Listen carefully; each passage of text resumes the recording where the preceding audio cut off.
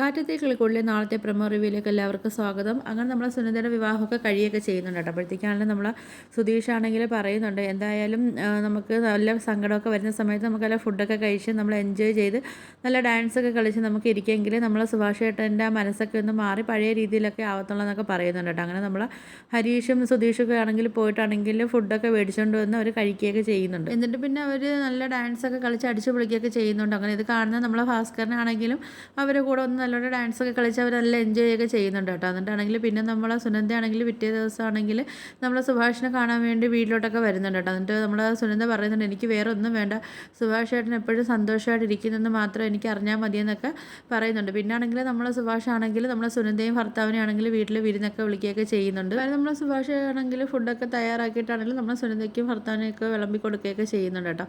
അപ്പം ഇതൊക്കെയാണ് promo review ആയിട്ടൊക്കെ കാണിച്ചിരിക്കുന്നത്. അപ്പോൾ നിങ്ങൾക്ക് എൻ്റെ വീഡിയോസൊക്കെ ഇഷ്ടപ്പെടുകയാണെങ്കിൽ ഒന്ന് ലൈക്ക് ചെയ്ത് ഷെയർ ചെയ്ത് സബ്സ്ക്രൈബ് ചെയ്ത് കൊള്ള ബെല്ലൈക്കൺ എനേബിൾ ചെയ്തൊന്ന് സപ്പോർട്ട് ചെയ്യണേ.